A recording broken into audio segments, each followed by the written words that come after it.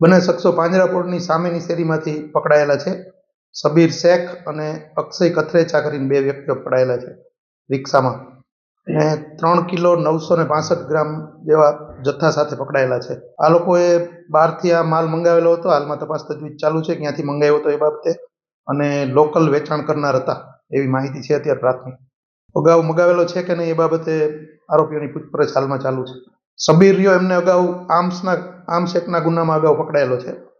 રાજકોટ શહેર પોલીસ દ્વારા 2024ના વર્ષ દરમિયાન ટોટલ એનડીપીએસના 26 કેસો દાખલ કરવામાં આવેલ છે, જેમાં 43 આરોપીઓ પકડવામાં આવેલ છે અને 45 લાખ ઉપરનો મુદ્દામાલ કબજે કરવામાં આવેલ છે.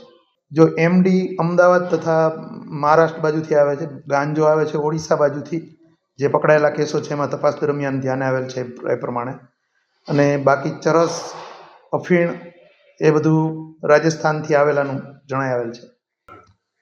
ગાંજો અને એ વસ્તુ છે એ મોટાભાગે તપાસ દરમિયાન એવું માલુમ પડેલ છે કે જે સ્લમ વિસ્તાર છે ત્યાં વધારે આનો ઉપયોગ કરવામાં આવે છે.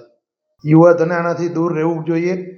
અવારનવાર રાજકોટ પોલીસ દ્વારા કોલેજો, શાળાઓ તથા સામાજિક કાર્યક્રમો દરમિયાન, ધાર્મિક કાર્યક્રમો દરમિયાન પબ્લિકને અવેર કરવામાં આવે છે, અને યુવાઓએ આનાથી ખરેખર દૂર રહેવું જોઈએ.